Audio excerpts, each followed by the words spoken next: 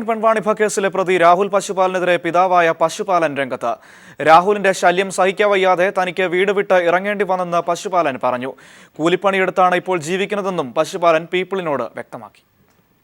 കുടുംബത്തിൽ കടുത്ത പ്രശ്നങ്ങളുണ്ടാക്കിയ ആളാണ് മകനെന്നും മകന്റെ ശല്യം കാരണമാണ് താൻ വീട് വിട്ടുപോയതെന്നും രാഹുലിന്റെ പിതാവ് പശുപാലൻ ആരോപിച്ചു.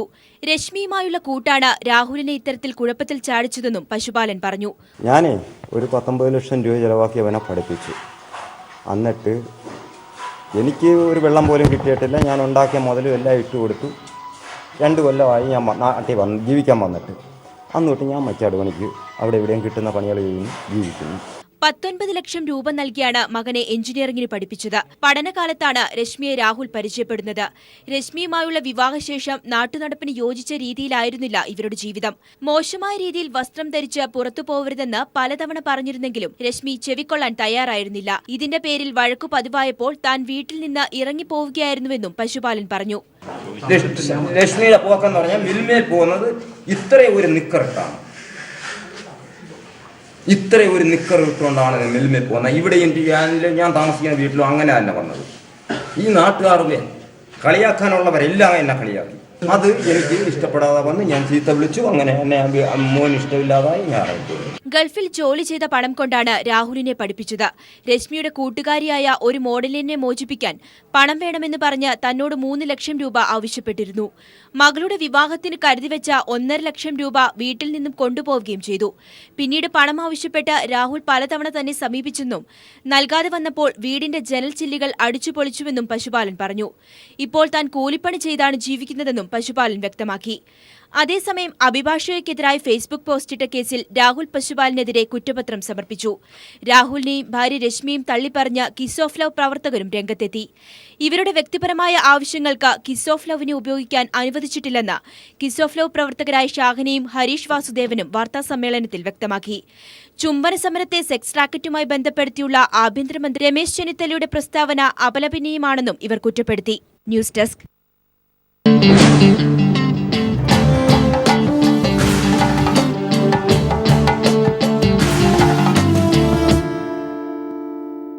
ബീഹാർ മുഖ്യമന്ത്രിയായി നിതീഷ് കുമാർ സത്യപ്രതിജ്ഞ ചെയ്ത് അധികാരമേറ്റു. 28-അംഗ മന്ത്രിസഭയാണ് നിതീഷിനൊപ്പം അധികാരമേറ്റത്. രണ്ടാമനായി സത്യപ്രതിജ്ഞ ചെയ്ത് ലാലു പ്രസാദ് യാദവിന്റെ മകൻ Tejashwi Yadav ഉപമുഖ്യമന്ത്രിയാകും.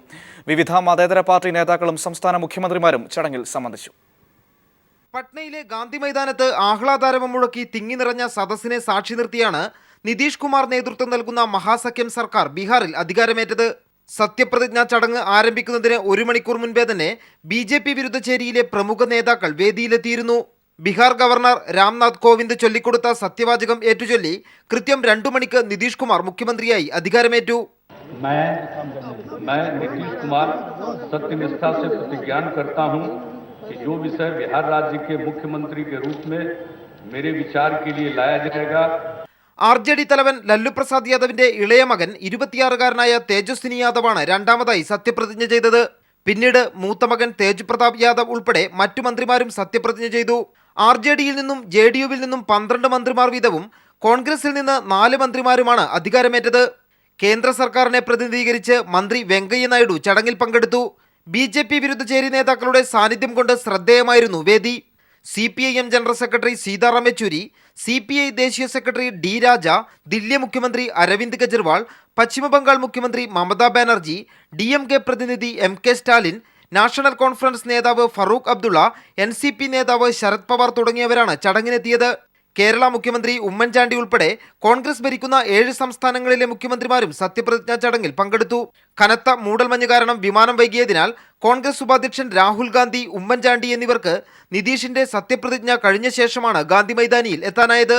M Santhosh, news bureau, Delhi.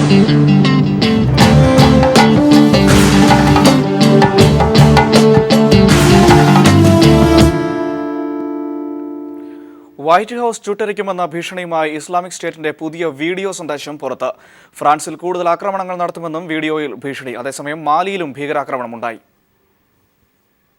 American പ്രസിഡന്റിന്റെ ഔദ്യോഗിക വസതിയായ വൈറ്റ് ഹൌസ് ചുട്ടരിക്കുമെന്ന് IS ഭീകരർ വീഡിയോ സന്ദേശത്തിലൂടെ ഭീഷണി മുഴക്കിയിരുന്നു. മാത്രമല്ല US president Barack Obama, French president Francois Hollande എന്നിവരെ കൊലപ്പെടുത്തുമെന്നും ഭീഷണിയിലുണ്ട്. ലോകസമാധാനത്തിന് തന്നെ കൊടും ഭീഷണിയായി മാറിക്കഴിഞ്ഞ ഇസ്ലാമിക് സ്റ്റേറ്റ് ഭീകരരെ തുരത്താൻ ലോകരാജ്യങ്ങൾ കൈകോർക്കുന്നു.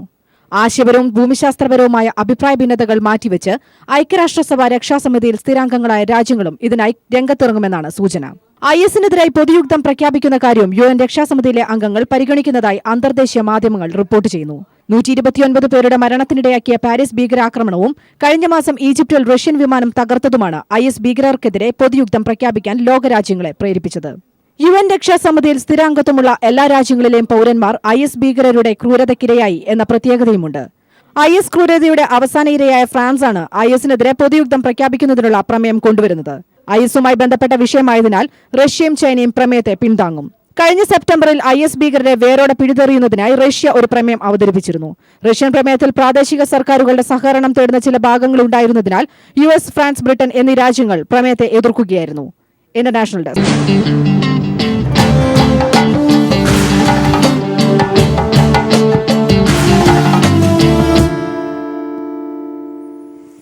ഉറക്കപ്രിയന്മാർക്ക് ഇതാ ഒരു സന്തോഷ വാർത്ത. കൂടുതൽ സമയം ഉറങ്ങുന്നത് ആരോഗ്യത്തിന് നല്ലതെന്ന് പഠനങ്ങൾ. കൂടുതൽ ഉറങ്ങുന്നത് ഹൃദ്രോഗം അടക്കമുള്ളവയെ തടയുമെന്നും പഠനത്തിൽ പറയുന്നു. തലയിൽ വെയിലടിച്ചാലും മൂടിപ്പുതച്ചു കിടന്നുറങ്ങുന്നവർക്ക് ഇതാ ഒരു സന്തോഷ വാർത്ത. രാവിലെ നേരത്തെ എഴുന്നേൽക്കുന്നത് ആരോഗ്യത്തിന് ഹാനികരമാണെന്നാണ് പുതിയ പഠനങ്ങൾ തെളിയിക്കുന്നത്. ക്ലിനിക്കൽ എൻഡോക്രിനോളജി ആൻഡ് മെറ്റബോളിസം ജേണലിലാണ് പഠന റിപ്പോർട്ട് പ്രസിദ്ധീകരിച്ചിരിക്കുന്നത്. തുടർച്ചയായി ഉറക്കത്തിന്റെ ക്രമം തെറ്റുന്നത് അമിതവണ്ണം, ഹൃദ്രോഗമടക്കമുള്ള അവസ്ഥകൾക്ക് കാരണമാകുമെന്ന് പഠനം ചൂണ്ടിക്കാട്ടുന്നു. ഉറക്കത്തിലുണ്ടാകുന്ന നേരിയ വ്യത്യാസങ്ങൾ പോലും ആരോഗ്യത്തിന് വലിയ രീതിയിൽ ദോഷം ചെയ്യുമെന്ന് പഠന റിപ്പോർട്ടിൽ പറയുന്നു. 447 മുതിർന്ന ആളുകളിലാണ് പഠനം നടത്തിയത്. എല്ലാവരും തന്നെ വീടിന് വെളിയിൽ ജോലി ചെയ്യുന്നവർ, അതും ആഴ്ചയിൽ 25 മണിക്കൂറെങ്കിലും ജോലിയെടുക്കുന്നവർ. ഇതിൽ 85% പേരും ജോലിയില്ലാത്ത ദിവസങ്ങളിൽ വൈകി മാത്രം എഴുന്നേൽക്കുന്നവരായിരുന്നു. ഇത്തരക്കാരുടെ ജോലിയുള്ള ദിവസങ്ങളിലും ജോലിയില്ലാത്ത ദിവസങ്ങളിലും തമ്മിലുള്ള ഉറക്കത്തിൽ വലിയ അന്തരമുള്ളതായി ഗവേഷകർ കണ്ടെത്തി. ഇവരിൽ കൊളസ്ട്രോളിന്റെ അളവ് കുറയുകയും ഉയർന്ന സബോഡി മാസ് ഇൻഡെക്സ് ഉണ്ടാവുകയും ചെയ്യുന്നു. പഠനത്തിന് വിധേയമാക്കിയവരുടെ ഭക്ഷണക്രമമോ വ്യായാമ മുറകളോ മറ്റുറക്ക പ്രശ്നങ്ങളോ കണക്കിലെടുത്താണ് പഠന റിപ്പോർട്ട് തയ്യാറാക്കിയിരിക്കുന്നത്. News desk.